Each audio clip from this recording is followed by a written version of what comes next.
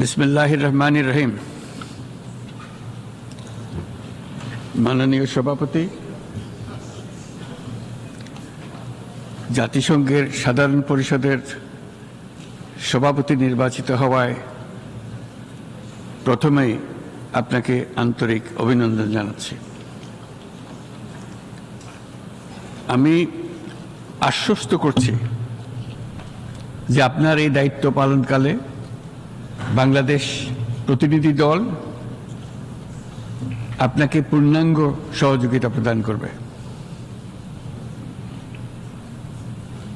জাতিসংঘের ম্যান্ডেটকে সমুন্নত রেখে বৈশ্বিক সংকট সমূহ নিরসনে মহাসচিব অ্যান্টোনিও গুতেরেসের দৃঢ় প্রতিজ্ঞ সাফল্যমণ্ডিত নেতৃত্বের জন্য তাকেও জানাই আন্তরিক সাধুবাদ।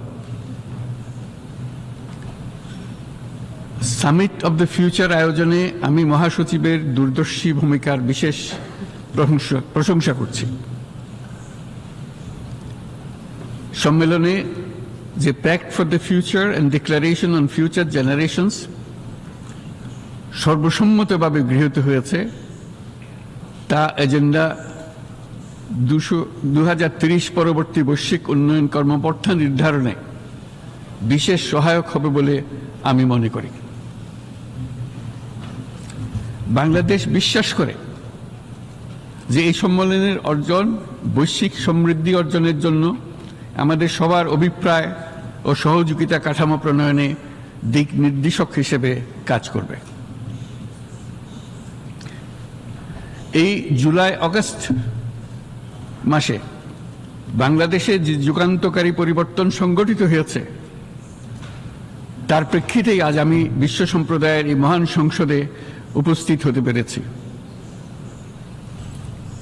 আমাদের গণমানুষের, বিশেষ করে তরুণ সমাজের অফুরন্ত শক্তি আমাদের বিদ্যমান রাষ্ট্র কাঠামো ও প্রাতিষ্ঠানিক আয়োজনগুলো আমূল রূপান্তরের এক নতুন সম্ভাবনার দ্বার উন্মোচন করেছে। আমাদের ছাত্র ও যুব সমাজের আন্দোলন প্রথম দিকে মূলত ছিল বৈষম্য বিরোধী আন্দোলন, পর্যায়ক্রমে তা গণ আন্দোলনের রূপ নিয়েছে। এরপর সারা পৃথিবী অবাক বিস্ময়ে দেখেছে কিভাবে সমগ্র বাংলাদেশের মানুষ একনায়কতন্ত্র, নিপীড়ন, বৈষম্য, অবিচার ও দুর্নীতির বিরুদ্ধে রাজপথ ও সামাজিক যোগাযোগের মাধ্যমে দৃঢ়ভাবে রুখে দাঁড়িয়েছিল। আমাদের ছাত্র জনতা তাদের অদম্য সংকল্প ও প্রত্যয়ের মাধ্যমে একটি স্বৈরাচারী ও অগণতান্ত্রিক শাসন ব্যবস্থা থেকে আমাদের মুক্তি এনে দিয়েছে। তাদের এই সংকল্পের মধ্যেই আমাদের দেশের ভবিষ্যৎ নিহিত।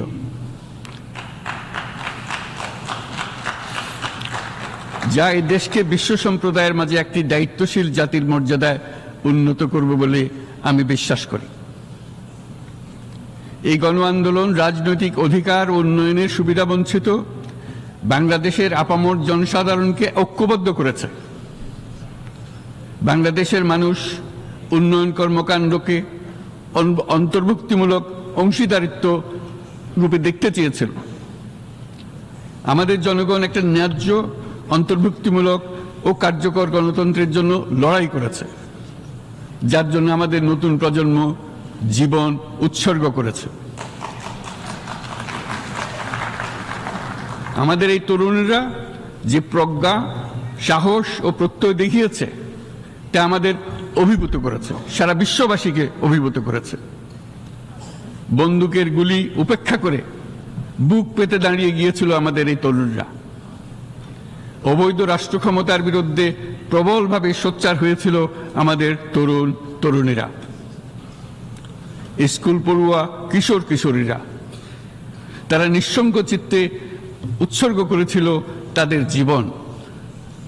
শত শত মানুষ চিরতরে হারিয়েছে তাদের দৃষ্টিশক্তি। আমাদের মায়েরা, দিনমজুরেরা ও শহরের অগণিত মানুষ তাদের সন্তানদের কাঁধে কাঁধ মিলিয়ে নেমেছিল রাজপথে। তপ্ত রোদ, বৃষ্টি মৃত্যু ভয়কে তোয়াক্কা না করে তারা সত্য ও ন্যায়সঙ্গত আকাঙ্ক্ষার বিরুদ্ধে দীর্ঘকালব্যাপী রাষ্ট্রযন্ত্রকে পরিচালনা করার অশুভ ষড়যন্ত্রকে পরাভূত করেছিল। জনগণের এই আন্দোলনে আমাদের জানা মতে প্রায় 800-এরও বেশি জীবন আমরা হারিয়েছি স্বৈরাচারী শক্তির হাতে। উদারনীতি, বহুত্ববাদ ও ধর্মনিরপেক্ষতার উপর মানুষের গভীর বিশ্বাস থেকেই বাংলাদেশ রাষ্ট্রের অভ্যুদয় হয়েছিল। 1971 সালে যে মূল্যবোধকে বুকে ধারণ করে আমাদের গণমানুষ যুদ্ধ করেছিল, সেই মূল্যবোধকে বহু বছর পরে আবার জেনারেশন জি, যে প্রজন্ম জি, নতুনভাবে আমাদেরকে দেখতে শিখিয়েছে। এরকমটি আমরা দেখেছিলাম 1952 সালের ভাষা আন্দোলনে, বাংলাকে মাতৃভাষা হিসেবে প্রতিষ্ঠার সময়। বাংলাদেশের এই অভ্যুত্থান আগামী দিনগুলোতে বিশ্বের বিভিন্ন প্রান্তে মানুষকে মুক্তি ও ন্যায় বিচারের পক্ষে দাঁড়াতে প্রেরণা যোগাবে। আমাদের মুক্তি ও গণতান্ত্রিক আকাঙ্ক্ষাকে বাস্তবে রূপ দিতে আমি তাই আজ বিশ্ব সম্প্রদায়কে আমাদের নতুন বাংলাদেশের সঙ্গে সম্পৃক্ত হওয়ার উদাত্ত আহ্বান জানাচ্ছি। মাননীয় সভাপতি, যে রাষ্ট্র কাঠামো দুঃসহ হয়ে গেছে তার পুনর্গঠনের জন্য আমাদের তরুণরা, দেশের আপামর জনসাধারণ একমত হয়ে আমার এবং আমার উপদেষ্টা পরিষদের উপর আস্থা রেখে সরকার পরিচালনার এক মহান দায়িত্ব আমাদের উপর ন্যস্ত করেছে। এই দায়িত্ব গ্রহণের পর আমরা গভীর বিস্ময় ও হতাশার সঙ্গে মুখোমুখিভাবে দেখতে পাচ্ছি কিভাবে সর্বগ্রাসী দুর্নীতি একটি কার্যকর গণতান্ত্রিক ব্যবস্থাকে ধ্বংসস্তূপে পরিণত করেছে, কিভাবে রাষ্ট্রের মূল প্রতিষ্ঠানগুলোকে নির্মমভাবে দলীয়করণের আবর্তে বন্দী করে রাখা হয়েছিল, কিভাবে জনগণের অর্থকে লুটপাট করা হয়েছিল, কিভাবে একটি বিশেষ স্বার্থান্বেষী গোষ্ঠী সমস্ত ব্যবসা বাণিজ্যকে অন্যায়ভাবে নিজেদের হাতে কুক্ষিগত করে দেশের সম্পদ অবাধে বিদেশে পাচার করে দিয়েছে। এক কথায়, কিভাবে প্রত্যেকটি পর্যায়ে ন্যায় ও নীতি ও নৈতিকতা অদৃশ্য হয়ে গিয়েছিল। এরকম এক অবস্থার দেশকে পুনর্গঠন এবং জনগণের কাঙ্ক্ষিত রাষ্ট্র ব্যবস্থা প্রতিষ্ঠিত করার জন্য আমাদের উপর দায়িত্ব প্রদান করা হয়েছে। অতীতের ভুলগুলোকে সংশোধন করে একটা প্রতিযোগিতামূলক ও শক্তিশালী অর্থনীতি এবং ন্যায়ভিত্তিক সমাজ ব্যবস্থা গড়ে তোলাই এই মুহূর্তে আমাদের মূল লক্ষ্য। বর্তমান পরিবর্তিত পরিস্থিতিতে সকল রাজনৈতিক দল এখন স্বাধীনভাবে তাদের মতামত প্রকাশ করতে পারছে। যে সব ব্যক্তি বা প্রতিষ্ঠান রাষ্ট্রীয় কাজ ও সিদ্ধান্ত গ্রহণ করার প্রক্রিয়ায় সম্পৃক্ত, তাদের প্রত্যেকের জবাবদিহিতা নিশ্চিত করাই আমাদের অগ্রাধিকার। আমরা মানুষের মৌলিক অধিকারকে সমুন্নত ও সুরক্ষিত রাখতে দৃঢ় প্রতিজ্ঞ। আমাদের দেশের মানুষ মুক্তভাবে কথা বলবে, ভয়ভীতি ছাড়া সমাবেশ করবে, তাদের পছন্দের ব্যক্তিকে ভোট দিয়ে নির্বাচিত করবে, এটাই জাতির আকাঙ্ক্ষা এবং এটাই আমাদের লক্ষ্য। বিচার বিভাগের স্বাধীনতা সংরক্ষণ ও সাইবার ডোমেইন সহ গণমাধ্যমের স্বাধীনতা সুসংহতকরণে আমরা প্রতিজ্ঞাবদ্ধ। আমাদের একজন কৃষক বা একজন শ্রমিকের সন্তানও যেন সমাজের সর্বোচ্চ শিখরে পৌঁছতে পারে, সেই লক্ষ্যে বিশালকার অবকাঠামো নির্মাণের বদলে স্বাস্থ্য ও শিক্ষা খাতে বরাদ্দ বৃদ্ধির আমরা গুরুত্ব আরোপ করছি।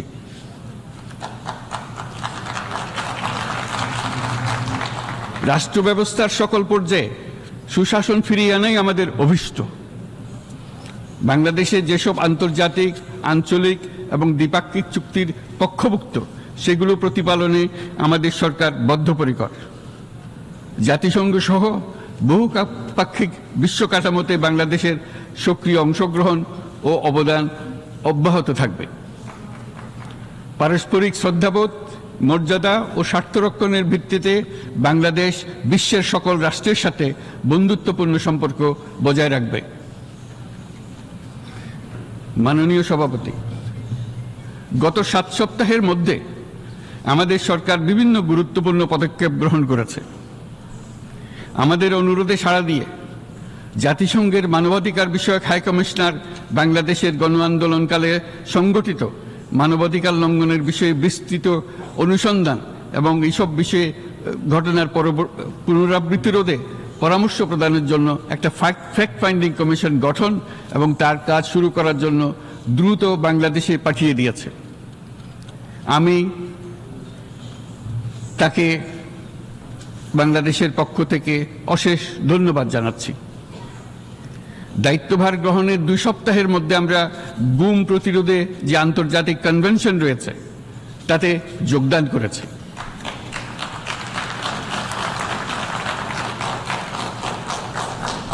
এর আশু বাস্তবায়নের জন্য প্রয়োজনীয় দেশীয় আইন ও বিধি প্রণয়নে আমরা এখন প্রক্রিয়া শুরু করেছি।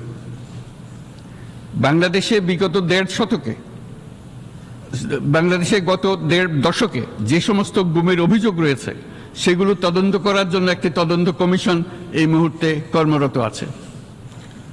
মানুষের আস্থা আত্মবিশ্বাস ফিরিয়ে আনতে এবং নির্মম অতীত যেন আর ফিরে না আসে কোনোদিন, সেই জন্য আমরা কিছু সুনির্দিষ্ট খাতে সংস্কারকে অগ্রাধিকার দিয়েছি।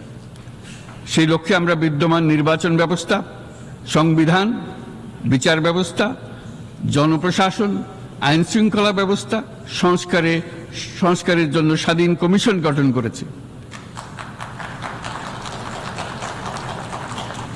সংবাদপত্র ও গণমাধ্যমের সংস্কারের জন্যও পৃথক কমিশন সহ আরও কয়েকটি বিশেষ বিষয়ে কমিশন গঠন প্রক্রিয়াধীন রয়েছে। ব্যবসা বাণিজ্যে অনুকূল পরিবেশ সৃষ্টির লক্ষ্যে আমরা ব্যাংক ও আর্থিক খাতের ব্যাপক সংস্কারের উদ্যোগ গ্রহণ করেছি। কোনো বিদেশি ব্যবসা বা বিনিয়োগ যেন ক্ষতিগ্রস্ত না হয় তা নিশ্চিত করতে আমরা বদ্ধপরিকর।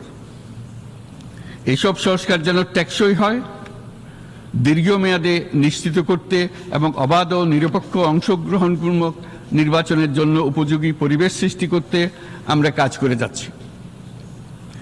গণতন্ত্র, আইনের শাসন, সমতা, সমৃদ্ধি অর্জনের মাধ্যমে একটি ন্যায়ভিত্তিক সমাজ হিসেবে আত্মপ্রকাশের অভিপ্রায় বাস্তবায়নে আমি বাংলাদেশের প্রতি আন্তর্জাতিক সম্প্রদায়ের সমর্থন ও গভীরতর সম্পর্ক গঠন করার জন্য আহ্বান জানাচ্ছি।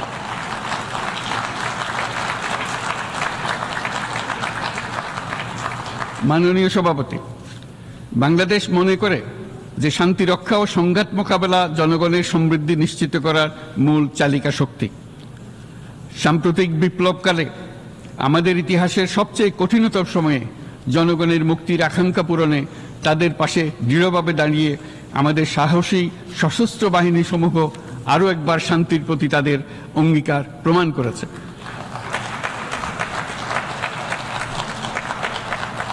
এটা সম্ভব হয়েছে শান্তি রক্ষায় আমাদের অঙ্গীকারের কেন্দ্রবিন্দুতে মানবাধিকারকে স্থান দেওয়ার ফলে।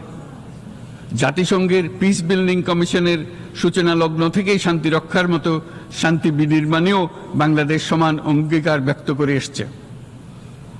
আমাদের দিনগুলোতে আমরা জাতিসংঘের শান্তি রক্ষা কার্যক্রমে আমাদের মূল্যবোধ ভিত্তিক অবদানের ধারাবাহিকতা রক্ষা, সমুন্নত ও প্রসারিত করতে বদ্ধপরিকর। জাতিসংঘের শান্তি রক্ষা কার্যক্রমে অবদানকারী তৃতীয় বৃহত্তম রাষ্ট্র হিসেবে বাংলাদেশ এখন পর্যন্ত 43টি দেশে 63টি মিশনে শান্তিরক্ষী প্রেরণ করেছে।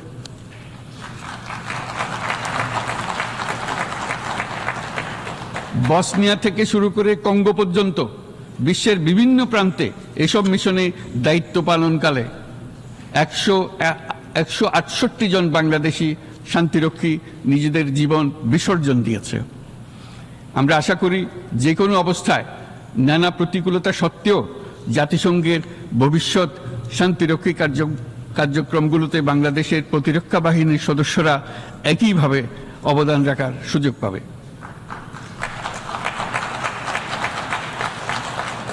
মাননীয় সভাপতি, আমাদের সকলের বাসস্থান এই পৃথিবী বৈশ্বিক অগ্রাধিকারগুলোকে সঠিকভাবে নির্ণয় করতে আগ্রহী। জলবায়ু পরিবর্তন আমাদের সকলের অস্তিত্বের প্রতি হুমকি স্বরূপ। এই গ্রীষ্মে সর্বকালের রেকর্ড ভঙ্গকারী তাপদাহ আমাদের জলবায়ুজনিত পরিবর্তনের কথা স্পষ্টভাবে স্মরণ করিয়ে দিয়েছে। আমাদের যা প্রয়োজন তা হলো জলবায়ু সম্পর্কিত ন্যায় বিচার, যাতে করে দায়িত্বজ্ঞানহীন সিদ্ধান্ত, উদাসীন আচরণ কিংবা এর মাধ্যমে সাধিত ক্ষতির বিষয়ে যারা সংশ্লিষ্ট তাদের দায়বদ্ধ করা যায়। জলবায়ু পরিবর্তনজনিত দীর্ঘমেয়াদী প্রভাবগুলো অপূরণীয় ক্ষতির কারণ হয়ে দাঁড়িয়েছে। আমরা জীব বৈচিত্র্য হারিয়ে ফেলছি, প্যাথোজেনের পরিবর্তনের ফলে নতুন রোগ বাড়ছে, কৃষিক্ষেত্রে চাপ বাড়ছে ক্রমাগতভাবে, পানি সম্পদ ঝুঁকিতে ফেলছে আমাদের বাসযোগ্যতাকে, সমুদ্র পৃষ্ঠের উচ্চতা বৃদ্ধি এবং লবণাক্ততা আমাদের ক্ষতি করছে প্রতিনিয়ত। ঘূর্ণিঝড়ের সংখ্যা ও মাত্রা বৃদ্ধির কারণে যেই ক্ষতি হচ্ছে তাকে উপেক্ষা করার সুযোগ নেই। ক্ষুদ্র কৃষক, প্রান্তিক পর্যায়ে জীবিকা অন্বেষণকারীরা জলবায়ু পরিবর্তনজনিত ঝুঁকির মুখোমুখি হচ্ছে সবচেয়ে বেশি। আমি আজ এই বিশ্ব সভায় যখন কথা বলছি তখন বাংলাদেশের পূর্বাঞ্চলে 50 লাখেরও অধিক মানুষ তাদের জীবদ্দশায় হওয়া সবচেয়ে ভয়াবহ বন্যা মোকাবেলা করে যাচ্ছে।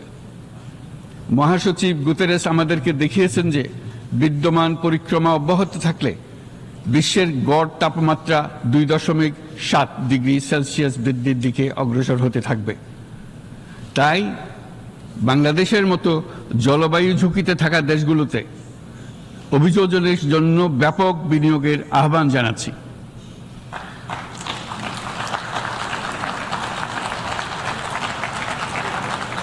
এছাড়াও উদ্ভাবনী শক্তির প্রয়োগ, অতিরিক্ত অর্থায়নের মাধ্যমে লস অ্যান্ড ড্যামেজ ফান্ডকে কার্যকর করা আমাদের জন্য অত্যন্ত গুরুত্বপূর্ণ। একইভাবে আমাদের প্রয়োজন প্রযুক্তির সহজলভ্যতা, সক্ষমতা বৃদ্ধি। নির্দিষ্ট করে বললে আমাদের দরকার জীবন রক্ষাকারী প্রযুক্তি, বিশেষত কৃষি, পানি এবং জনস্বাস্থ্য খাতে, যেখানে ক্ষুদ্র ক্ষুদ্র উদ্ভাবন এবং সমাধানসমূহ ঝুঁকিতে থাকা জনগোষ্ঠীকে রক্ষা করতে পারে। জলবায়ু সংকটের মোকাবেলা এবং বৈশ্বিক অর্থনীতি সুসংহতকরণে আমাদের যুগপৎভাবে কাজ করতে হবে। বিশ্ব সম্প্রদায় এখন কার্বন মুক্ত পৃথিবী গড়ে তুলতে মনোযোগী হচ্ছে। বিশ্বের অধিকাংশ মানুষকে এই ধরনের পরিবর্তনের সুফলভোগী করতে হলে নেট জিরো পৃথিবীর দিকে আমাদেরকে অগ্রসর হতে হবে। বাংলাদেশের মতো দেশগুলোকে সাথে নিয়ে যেতে হবে। তা না হলে পারস্পরিক দায়িত্ববোধের মাধ্যমে পারস্পরিক সমৃদ্ধি অর্জনে আমাদের সার্বজনীন অঙ্গীকার পূরণে পিছিয়ে পড়ব আমরা।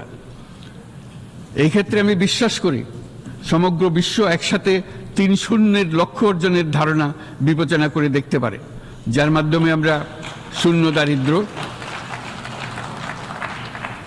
শূন্য বেকারত্ব এবং শূন্য নেট কার্বন নিঃসরণ অর্জন করতে পারি।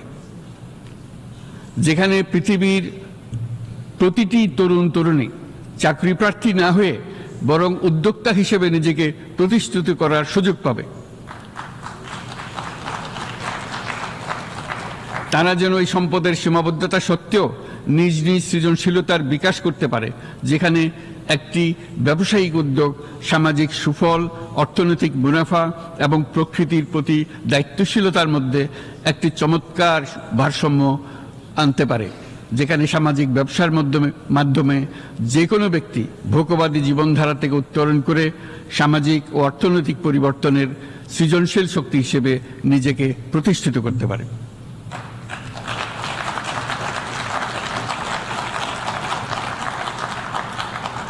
এই সময়ে তাই প্রয়োজন উন্নত উন্নয়নশীল সকল দেশসমূহ এবং বিভিন্ন অংশীদারদের মধ্যে নতুন দৃষ্টিভঙ্গি, নতুন মূল্যবোধ এবং নতুন একতা। সামগ্রিকভাবে এই লক্ষ্য অর্জনে জাতিসংঘ ব্যবস্থা, জাতীয় আঞ্চলিক পর্যায়ে সরকারসমূহ, সকল ব্যবসা প্রতিষ্ঠান, বেসরকারি অংশীজন এবং দাতব্য সংস্থাগুলোকে একসঙ্গে কাজ করতে হবে। আমাদের অর্থনৈতিক কাঠামোতে সামাজিক ব্যবসাকে স্থান দিলেই নিচের অর্ধেকাংশ মানুষের জীবনে তা বিরাট পরিবর্তন আনতে পারে।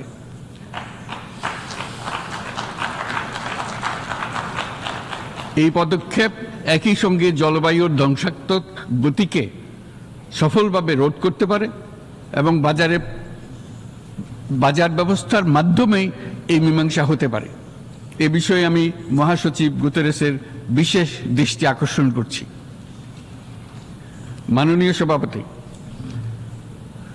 বহুমুখী সংকটে জর্জরিত বর্তমান বিশ্বে যুদ্ধ এবং সংঘাতের ফলে ব্যাপক ভিত্তিতে মানুষের অধিকার খর্ব হচ্ছে।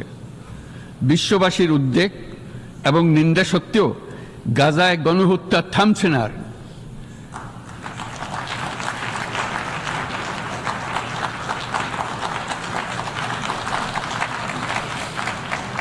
ফিলিস্তিনের মতো বিদ্যমান বাস্তবতা কেবল আরব কিংবা মুসলমানদের জন্যই উদ্বেগজনক নয়, বরং তা সমগ্র মানব জাতির জন্যই উদ্বেগের বিষয়।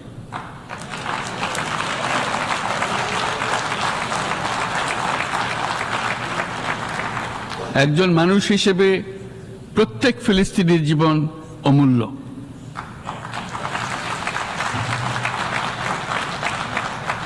ফিলিস্তিনের জনগণের বিরুদ্ধে যে মানবতা বিরোধী অপরাধ হচ্ছে তার জন্য সংশ্লিষ্ট সকলকে দায়বদ্ধ করতে হবে।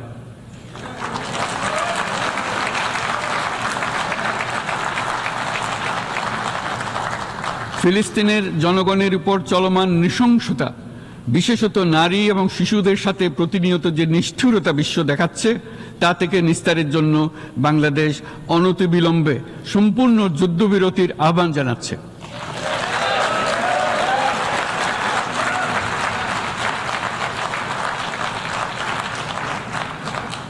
দ্বিরাষ্ট্রভিত্তিক সমাধানেই মধ্যপ্রাচ্যে টেকসই শান্তি আনতে পারবে।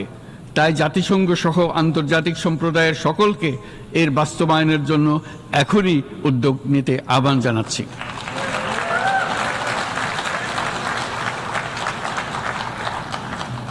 গত 2.5 বছর ধরে ইউক্রেনে চলমান যুদ্ধে বহু মানুষ প্রাণ হারিয়েছে।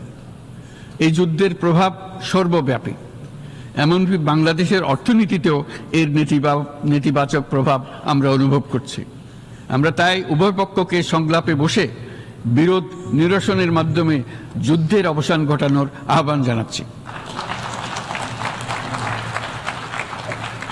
মাননীয় সভাপতি, বাংলাদেশ গত 7 বছর যাবৎ মিয়ানমার হতে আগত 12 লাখেরও বেশি রোহিঙ্গাদের মানবিক কারণে আশ্রয় দিয়ে আসছে।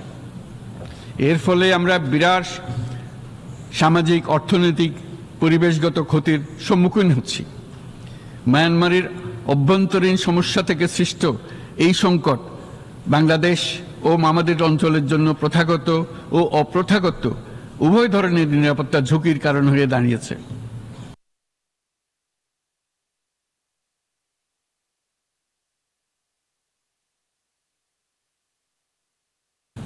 মিয়ানমার থেকে বাংলাদেশে বলপূর্বক বাস্তুচ্যুত রোহিঙ্গাদের সহায়তা করতে আমরা অঙ্গীকারবদ্ধ। আমরা রোহিঙ্গাদের জন্য মানবিক সহায়তা কার্যক্রম চালু রাখা এবং তাদের টেকসই প্রত্যাবর্তন নিশ্চিত করার উদ্দেশ্যে আন্তর্জাতিক সম্প্রদায়ের পর্যাপ্ত সহায়তা অব্যাহত রাখার আহ্বান জানাচ্ছি। রোহিঙ্গাদের সাথে সংগঠিত হওয়া ব্যাপক ভিত্তিক মানবাধিকার লঙ্ঘনের জন্য আন্তর্জাতিক বিচার আদালত এবং আন্তর্জাতিক অপরাধ আদালতে চলমান বিচার প্রক্রিয়ার মাধ্যমে ন্যায় বিচার নিশ্চিত করাও সমানভাবে গুরুত্বপূর্ণ।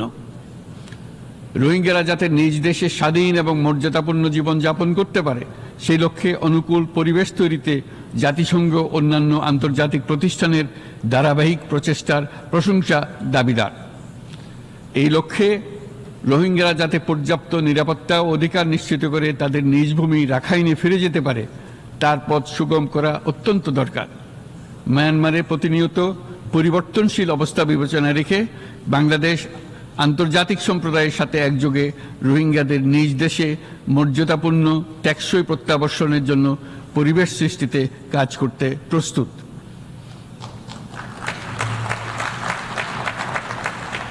মাননীয় সভাপতি, রাজনৈতিক মুক্তি এবং সামাজিক অর্থনৈতিক জাগরণ ব্যতীত শান্তি ও নিরাপত্তা নিশ্চিতে সাফল্য অর্জন করা সম্ভব নয়। প্রায় 1 দশক পূর্বে বিশ্ব সম্প্রদায় সর্বসম্মতক্রমে এজেন্ডা 2030 প্রণয়ন করেছিল। আমরা সবাই আমাদের সামষ্টিক আকাঙ্ক্ষা ও বিশ্বাস অর্পণ করেছি এই সার্বজনীন টেকসই উন্নয়ন অভিষ্টগুলো অর্জনে। সার্বিকভাবে মাত্র 17% ও কম লক্ষ্যমাত্রা অর্জন হয়েছে। স্পষ্টতই এই ক্ষেত্রে অনেক উন্নয়নশীল রাষ্ট্র আরও পিছিয়ে আছে। উন্নয়নশীল দেশগুলোকে এসডিজি অর্থায়নের বছরে প্রায় 2.5 থেকে 4 ট্রিলিয়ন মার্কিন ডলারের সমান ঘাটতি মোকাবেলা করতে হচ্ছে। উন্নয়নশীল বিশ্বের ঋণের বোঝা, ক্ষয়িষ্ণু আর্থিক সক্ষমতা এবং জলবায়ু পরিবর্তনের ক্ষতিকর প্রভাবের কারণে বাংলাদেশের মতো দেশগুলিতে বেশি ঝুঁকিতে রয়েছে। আমরা আশা করি উন্নয়নের জন্য অর্থায়ন সংক্রান্ত চতুর্থ আন্তর্জাতিক সম্মেলনে এই ধরনের জটিল এবং কাঠামোগত সমস্যাগুলোর দিকে নজর দেওয়া হবে। বহুপাক্ষিক আর্থিক প্রতিষ্ঠানগুলোকে এমন অভিন্ন লক্ষ্যে নিয়ে যাওয়ার কাজ করতে হবে যাতে সকল রাষ্ট্র সমানভাবে সম্পদ ও সুযোগের ব্যবহার করতে পারে। তারা নিজেদের কর্মসূচিতে সামাজিক ব্যবসাকে গুরুত্বপূর্ণ ভূমিকা দিতে পারে, যাতে নিম্ন আয়ের দেশগুলোর বাস্তবতাকে বিশেষভাবে মোকাবেলা করা যায়, যা ব্যবসায়ী উদ্যোগ এবং ব্যক্তির সৃজনশীলতাকে উদ্বুদ্ধ করে, যা বঞ্চিত জনগোষ্ঠীকে বিশালভাবে সহায়তা করে। এই ক্ষেত্রে অবৈধ অর্থের প্রবাহ এবং উন্নয়নশীল দেশগুলো থেকে সম্পদ পাচার বন্ধ করা অত্যন্ত আবশ্যক। উন্নয়নশীল দেশগুলো থেকে পাচার হয়ে যাওয়া সম্পদ ফেরত আনার জন্য আন্তর্জাতিক সহযোগিতা জোরদার করতে হবে।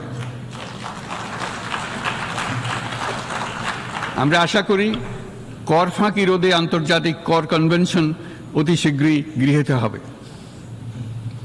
মাননীয় সভাপতি, আমরা যে নিবিড়ভাবে সংযুক্ত বিশ্বে বসবাস করছি, সেখানে অভিবাসন এবং মানুষের অবাধ প্রবাহ এক অলঙ্ঘনীয় বাস্তবতা। বাংলাদেশি নাগরিকরা প্রতিনিয়ত বিভিন্ন দেশে অভিবাসী হিসেবে যাচ্ছেন। তারা বিভিন্ন দেশে তাদের কর্মসংস্থানের সন্ধানে আছেন। বিশ্বের বিভিন্ন প্রান্তে এই মুহূর্তে প্রায় 1.5 কোটি প্রবাসী বাংলাদেশি আছেন। সকলের জন্য অভিবাসনের উপযোগিতা নিশ্চিত করতে বিশ্ব সমাজকে নিরাপদ, সুশৃঙ্খল এবং নিয়মিত মর্যাদাপূর্ণ অভিবাসনের পথ সুগম করতে হবে। আন্তর্জাতিক সম্প্রদায়কে অভিবাসীদের মানবাধিকার এবং তাদের প্রতি মানবিক আচরণ নিশ্চিত করতে হবে। অভিবাসনের উপর 2018 সালে যে গ্লোবাল কম্প্যাক্ট অন মাইগ্রেশন গৃহীত হয়েছে, তার পূর্ণ বাস্তবায়নে বাংলাদেশ প্রতিশ্রুতিবদ্ধ এবং একই সাথে অনিরাপদ অভিবাসন রোধেও আমরা বদ্ধপরিকর। মাননীয় সভাপতি, প্রতি বছর প্রায় 25 লক্ষ তরুণ তরুণী বাংলাদেশের শ্রমবাজারে যুক্ত হচ্ছেন। বাংলাদেশের বিপুল জনশক্তির প্রায় 2/3 তরুণ। এই জনশক্তিকে বর্তমান ও আগামীর জন্য গড়ে তোলা বাংলাদেশের জন্য একটা বড় চ্যালেঞ্জ। ক্রমপরিবর্তনশীল কর্মজগতে একজন তরুণকে প্রতিনিয়ত নতুন দক্ষতা অর্জন করতে হয়। এই কর্মপরিবেশের সাথে মানিয়ে নেওয়া শিখতে হয়। এই জন্য বাংলাদেশ যখন মধ্যম আয়ের দেশ হিসেবে উন্নতি হচ্ছে, তখন আমরা শিক্ষা এবং প্রযুক্তিগত সহায়তা লাভের উপর বিশেষ জোর দিচ্ছি।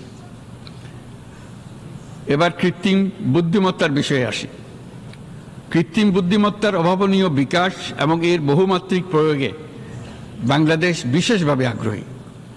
আমাদের তরুণ সমাজ জেনারেটিভ আর্টিফিশিয়াল ইন্টেলিজেন্সের সম্ভাবনা নিয়ে উচ্ছ্বসিত। একজন বিশ্ব নাগরিক হিসেবে তারাও চায় নতুন পৃথিবীতে নিয়োজিত হতে, কর্মক্ষম হিসেবে নিজেকে গড়ে তুলতে। বাংলাদেশের মতো বৃহৎ তরুণ জনগোষ্ঠীর দেশ যাতে কৃত্রিম বুদ্ধিমত্তার প্রয়োগজনিত অর্জিত সুফল থেকে পিছিয়ে না পড়ে, বিশ্ব সম্প্রদায়কে তা নিশ্চিত করতে হবে। একই সঙ্গে নিশ্চিত করতে হবে যেন কৃত্রিম বুদ্ধিমত্তার কারণে কর্মক্ষেত্রে মানুষের চাহিদা ক্রমাগতভাবে সংকুচিত হয়ে না যায়। এই প্রসঙ্গে আমি উল্লেখ করি যে আমরা ভিন্ন একটা ইন্টেলিজেন্স, অটোনোমাস ইন্টেলিজেন্স, অর্থাৎ যে কৃত্রিম বুদ্ধিমত্তা নিজেই নিজের কৃত্রিম বুদ্ধিমত্তাকে সম্প্রসারিত করতে পারে মানুষের কোনো হস্তক্ষেপ ছাড়াই, তার ব্যাপারে আমরা বৈজ্ঞানিকদের দৃষ্টি আকর্ষণ করতে চাই। তারা যেন এই ক্ষেত্রে অগ্রসর হওয়ার আগে মানুষের উপরে এর প্রভাব সম্বন্ধে নিশ্চিত হয়ে অগ্রসর হন। আমাদের ধারণা অটোনোমাস ইন্টেলিজেন্স মানুষের অস্তিত্বকে বিপন্ন করে তুলতে পারে। কাজে এই ব্যাপারে আমাদের সম্পূর্ণ সজাগ থাকতে হবে। মাননীয় সভাপতি, আমাদের আসলে দরকার নতুন ধরনের সহযোগিতা কাঠামো, যেখানে বৈশ্বিক ব্যবসা ও জ্ঞানের অধিকারী গোষ্ঠী মানুষের চাহিদাগুলোকে যথাযথভাবে অনুধাবন করবে। আন্তর্জাতিক সহযোগিতার মাধ্যমে উন্নয়নশীল দেশগুলোর জন্য এমন একটি রূপান্তরকারী ব্যবস্থা তৈরি করতে হবে যা কর্মসংস্থান, আর্থসামাজিক প্রতিকূলতা বা জীবিকার জন্য যুৎসয় সমাধান নিশ্চিত করবে। মাননীয় সভাপতি, আমাদের প্রচেষ্টা, সক্ষমতা এবং সম্পদ একত্রীকরণের মাধ্যমে সকলের সামর্থ্য, উদ্ভাবনী শক্তি এবং সমৃদ্ধিকে কাজে লাগাতে হবে। আর্থসামাজিক উন্নয়ন এবং জলবায়ু সহনশীলতা নিয়ে আমরা প্রতিনিয়ত যে প্রতিকূলতার সম্মুখীন হচ্ছি, সম্মিলিত উদ্যোগের মাধ্যমে তার মোকাবেলা করতে হবে। বৈশ্বিক দক্ষিণের দেশগুলোকে অনন্য অর্থনৈতিক এবং সামাজিক প্রেক্ষাপটে দক্ষিণ দক্ষিণ এবং ত্রিভুজীয় সহযোগিতা এই ক্ষেত্রে বিশেষভাবে সহায়ক হতে পারে বলে আমি মনে করি। বৈশ্বিক দক্ষিণের আওয়াজকে বিশ্বব্যাপী জোরালোভাবে তুলে ধরার জন্য প্রয়োজন সম্মিলিত উদ্যোগ। সেজন্য বৈশ্বিক এজেন্ডা প্রণয়ন ও বাস্তবায়ন নিশ্চিত করতে বৈশ্বিক দক্ষিণের দেশগুলোর মতামতকে যথাযথ গুরুত্বের সাথে বিবেচনা করতে হবে। জনাব সভাপতি, কোভিড অতিমারির অভিজ্ঞতায় আমরা দেখেছি জনস্বাস্থ্যে ব্যাপক বিনিয়োগ কতটা গুরুত্বপূর্ণ হতে পারে। বিশ্ব স্বাস্থ্য সংস্থায় বৈশ্বিক অতিমারি চুক্তির চলমান আলোচনায় বাংলাদেশ নেতৃত্ব প্রদান করে চলেছে। আমরা চাই কার্যকর আন্তর্জাতিক সহযোগিতা, জনস্বাস্থ্য ব্যবস্থায় অর্থায়ন, প্রযুক্তি হস্তান্তর, গবেষণা ও উন্নয়ন, ভ্যাকসিন থেরাপিউটিক্সের উৎপাদন, বহুমুখীকরণ এবং সকল ভ্যাকসিনকে মেধাস্বত্ব অধিকার মুক্ত ঘোষণা করার ব্যাপারে ঐক্যমত্য গঠন। অসংক্রামক রোগসমূহের বিরুদ্ধে লড়াইয়ে এই বিষয়গুলি অত্যন্ত গুরুত্বপূর্ণ। জনাব সভাপতি,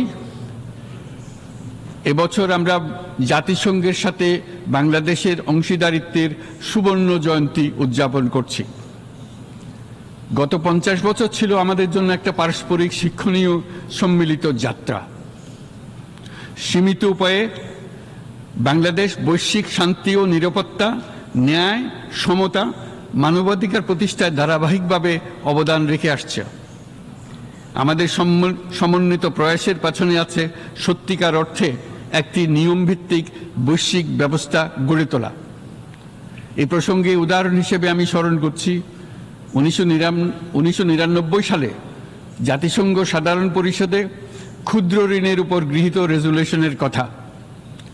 সেই সময় জাতিসংঘ 2005 সালকে ইয়ার অফ মাইক্রোক্রেডিট ঘোষণা করেছিল, যার ফলে ক্ষুদ্র ঋণ বিশ্বব্যাপী সম্প্রসারিত হবার সুযোগ পেয়েছিল। একই সময়ে বাংলাদেশের উদ্যোগে গঠিত হয়েছিল ফ্রেন্ডস অব মাইক্রোক্রেডিট। 2001 সাল থেকে সাধারণ পরিষদে কালচার অফ পিস সংক্রান্ত বাৎসরিক যে রেজলিউশন গৃহীত হয়ে আসছে, বা নিরাপত্তা পরিষদে নারী, শান্তি ও নিরাপত্তা সংক্রান্ত যে 1325 নম্বর রেজলিউশন গৃহীত হয়েছিল, তা বাংলাদেশের বিশ্বজনীন উদ্যোগগুলোর প্রতিফলন এবং অবদান। মাননীয় সভাপতি, আজ এই মহান বিশ্বসভায় বিশ্ব নেতৃবৃন্দের উপস্থিতিতে প্রতিধ্বনিত হচ্ছে শান্তি, নিরাপত্তা, ন্যায় বিচার প্রতিষ্ঠা এবং সম্পদের সুষম বন্টনের মাধ্যমে সকলের অন্তর্ভুক্তি নিশ্চিত করার আহ্বান। সদস্য রাষ্ট্র হিসেবে আমাদের প্রত্যেককে আজ গভীরভাবে অনুধাবন করতে হবে কিভাবে আমরা নারী, পুরুষ সকলের জন্য ও আগামীর দিনগুলোতে উদ্যোক্তা হবার সমান সুযোগ সৃষ্টি এবং তাদের ক্ষমতায়ন নিশ্চিত করতে পারি। সকল বৈশ্বিক সমস্যার সমাধানের জন্য আমাদের সবার হাতে যথেষ্ট সক্ষমতা, সম্পদ এবং উপায় রয়েছে। আসুন আমরা জাতীয় বা আন্তর্জাতিক যেসব প্রতিশ্রুতি দিয়েছি তা বাস্তবায়ন করি এবং অর্থনৈতিক ক্ষেত্রে সামাজিক ব্যবসার ধারণা প্রতিষ্ঠিত করে সকল প্রকার বৈষম্য ও অসমতার অবসানে ঐক্যবদ্ধভাবে আমরা কাজ করি। বাংলাদেশের তরুণরা প্রমাণ করেছে যে মানুষের স্বাধীনতা, মর্যাদা ও অধিকার সমুন্নত রাখার অভিপ্রায় কোনো উচ্চাভিলাষ নয়, বরং এটা সকলের নিশ্চিত প্রাপ্য। আজ এই মহান সমাবেশে আপনাদের উপস্থিতিতে শান্তি, সমৃদ্ধি ও ন্যায় বিচার নিশ্চিত করতে আন্তর্জাতিক, আঞ্চলিক এবং জাতীয় পর্যায়ে বাংলাদেশে তার ভূমিকাকে ক্রমাগতভাবে জোরদার করার নিশ্চয়তা দিচ্ছে। আজ আপনাদের সবাইকে শুভেচ্ছা জানাচ্ছি, ধন্যবাদ জানাচ্ছি।